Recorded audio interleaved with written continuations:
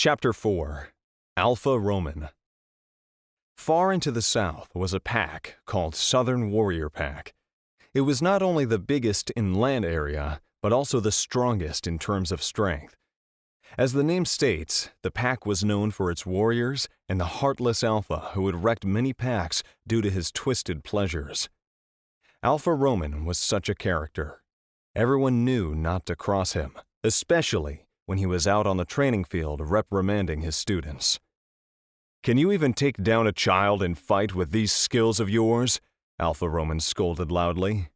"Is this why I've been training all of you? Where are all my efforts going? All wasted on you."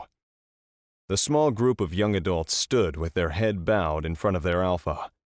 They were scared to look at him. The senior warriors who were training on the same field felt pity for the younglings. They only started training 2 years ago, but they were unlucky to have Alpha Roman personally look over them. He wouldn't let a single mistake go. After being yelled at for another 10 long minutes, the youngsters in the little group were ready to bury themselves in the soil and bid farewell to the world of horrors. Alpha Roman pointed at the boy in front and asked, "What is the first rule of Southern Warrior Pack?" The boy straightened his back and recited carefully. Rule 1. Never let your guard down, even around the ones you trust. Alpha Roman grunted. "If you know that, then why did you let him take those careless shots at you? Are you dumb, or did you forget the rules? This is training, but if the same thing happens in real fight, then you would be dead by now." Alpha Roman was ruthless when it came to training, especially the younger generation. He was only 22 years old and had already taken the Alpha position for the past 2 years. In those 2 years, he did 2 major things. One was to expand the territory of the pack, and second was to nurture the warriors into being nearly invincible. For Alpha Roman, there was nothing more important than his pack and its prosperity. The last Alpha had died in a battle with rogues. He gave up his life to protect the pack, and Alpha Roman wanted each and every member of the pack to know what a big sacrifice it was and help them be self-sufficient, to carry themselves, and not be a burden in times like those. Although these ideas were great, everyone came to dear Alpha Roman due to his bride style of doing things. He wouldn't hesitate to defame anyone he found to be not good enough. He would scold them in front of the crowd without a second thought. It was as if he didn't empathize with them at all. He didn't know that sometimes it could cause humiliation.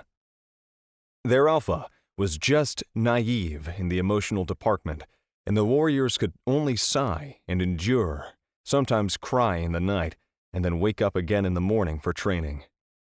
However, it was the senior warriors who really saw the meaning behind these acts. Although they sympathized with the youngsters, they could see that their future was brighter than anyone else in the pack. Alpha Roman's personal attention was given to these younglings, and they would undoubtedly grow up into strong young men in a matter of a few years. The small group of youngsters had 4 boys and 2 girls, all of them ranging between 13 to 15. The age is from 13 because an individual gains their wolf form at the age of 12. They would wake up early morning to train with the seniors. Then they were expected to go to school and study. Good grades were just as important. Later in the day, Alpha Roman would look over their practice personally. The endless cycle was bound to make them strong, both emotionally and physically. Alpha Roman's crossed arms loosened after he was done scolding.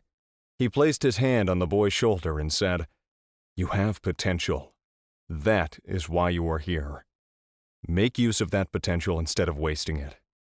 That will be a big loss to this pack." The boy named Kruger looked up with big eyes. He was only 13 this year and had joined the little group recently. Alpha Roman was the hardest on him, and sometimes it was overwhelming. But he was not complaining. He was happy to be a part of the group under Alpha Roman's personal care. "I will reflect on it, Alpha," Kruger said with determination. He saw the high expectations Alpha Roman had for him. He didn't want to disappoint Alpha Roman. Good.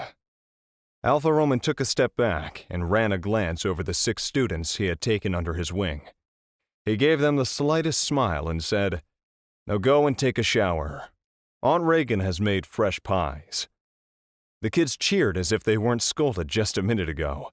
They rushed towards Alpha Roman and hugged his waist. Alpha Roman's body didn't even move with the force of 6 young kids throwing themselves at him. He patted their heads and pretended to be disgusted. "You smell. Go away!" Alpha Roman pushed them away and ordered them to go and have a bath first before going for the pies, or they won't get any. The kids ran towards the mansion with giggles and laughter. The beta, Easton, jumped off the tree branch and landed next to Alpha Roman. "You should stop being so hard to them. They are kids," Easton said with a small frown. He didn't like how the kids were scolded every day, but it seemed like the said kids didn't mind if they got pie in the end. The pies were worth 10 scoldings like that. "They have to learn if they're going to uphold the pack after me. It isn't going to get easier for the new generation," Alpha Roman said as he took off his training vest. The t-shirt under the thick vest was soaked in sweat. Easton wrinkled his nose. Easton picked up the water bottle and threw it at Roman. Roman caught it and gulped down half of it, then poured the rest over his head, full of inky black hair. He sighed as the water hit his head and cooled him down instantly. "You are the first Alpha I've seen who is already training the new generation to take over when it's only been 2 years since you became the Alpha of the pack," Easton joked. Roman threw the bottle in the trash can. "It's always good to be prepared. Besides, I'm not like those old fools who want to keep up their seniority until death. It will only lead to the fall of the pack in the long term."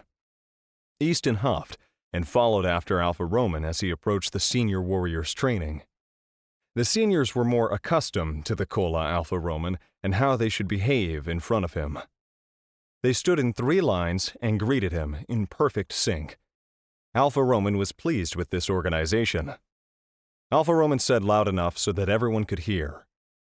"Training ends here. Tomorrow is the Alpha's conference, so I won't be here to train the kids. It is your responsibility as their seniors to make sure they don't slack off. They don't know anything, so no need to be soft on them. The little bunch of idiots will definitely skip school, so pay attention. You are free to punish them if they make mistakes." The senior warriors secretly smiled and yelled, "Yes, Alpha!" Alpha Roman gave a few more instructions and left. The seniors packed up their training equipment and went to the locker room outside the field. They showered, changed, and talked. "Alpha Roman wants us to look after the kids, but is too cold-hearted to say it out loud. He told us to punish them if they make mistakes. But what happened to that one person who actually punished them when they skipped class while Alpha was absent?" One of the seniors gossiped and laughed. "Yeah, it was too bad. We have learnt our lesson, so be good to the kids, and they are not hard to like. Look at that boy Holden. He's good at everything he does," another one said. "I think Alpha Roman wants him to inherit his position." "Why would he do that? He'll have his own kids in the future. Does he need another child to be his heir?" a fairly new warrior of the team asked. The new one was in their team for the past 6 months, and had joined them from another pack which was attacked by rogues. Many warriors of that pack were recruited by Southern Warrior Pack. Another warrior came out of the shower with a pink towel on and said, "The chances of our Alpha having his own heir is nearly 0. Haven't you heard the rumors going around? They aren't all baseless." The new recruit frowned. The rumor that Alpha Roman found his mate but killed her so he won't have to be attached? The one next to him fell on the bench. "Where the fuck did you hear that? Is that what others think about our Alpha?" The new recruit shrugged. "That's what I heard. Rumors get weirder as they're circulated. Maybe somewhere or another pack must be thinking that Alpha Roman is into men." The locker room fell silent. There was an inexplicable chill in the locker room as everyone froze. The fallen warrior stood up and cleared his throat and said, "It's better to forget about these things. Let's not worry about it now. Just know that Alpha Roman is definitely not into men. But even if he was, there's nothing to be ashamed of. Our respect for our Alpha has nothing to do with his sexual preferences. But I hope everyone will keep this to their heart and not spread unnecessary rumors." At the end of his speech, he turned his head around the locker room and gave everyone a look. Most of their faces were red and about to burst. The warrior narrowed his eyes. Suddenly, one of them laughed, and soon the others followed, as they couldn't help but find the situation funny. Outside the locker room, Easton laughed silently. He clutched his stomach and wiped a tear away. He didn't stand there anymore to listen and rushed to Roman's mansion. The kids were sitting on the dining table with a large piece of pie in their plates. There were savory and sweet pies, and everyone got what they preferred along with the sides they liked. It was the perfect dinner after a long day of training. Easton joined them, invited.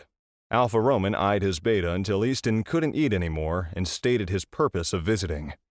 "There are many rumors about you circulating. What do you want to do about them?" Roman bit a piece of sweet cherry pie with the whipped cream and asked, "What rumors?" Easton looked at the young kids and leaned closer to Alpha Roman and whispered to him, "About your mate." "How can there be rumors when there is no mate?" Roman frowned. "You're not making sense, Easton." "Exactly. Because there is no mate, there are rumors. They are assuming things behind your back. Some say you don't have a mate. Some say that you don't prefer girls and are hiding a man in the closet because you fear being laughed at." Roman was happy with the sweetness of cherry pie. He took another slice and placed it on Tina's plate because he knew she likes it. Tina grinned at him and said a thanks. Roman took another slice for himself and only then paid attention to Easton.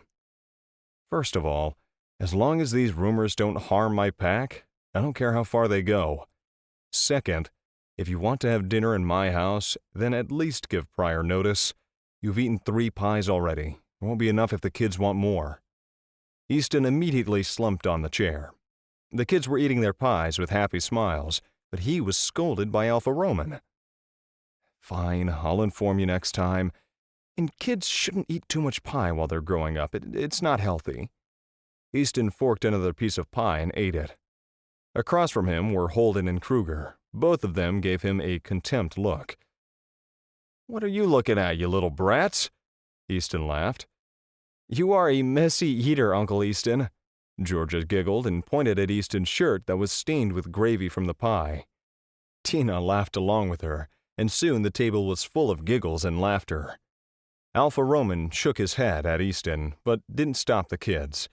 He added a little more whipped cream on his pie and ate it in a good mood. "What do you guys think about Alpha Roman? I love his little sweet tooth."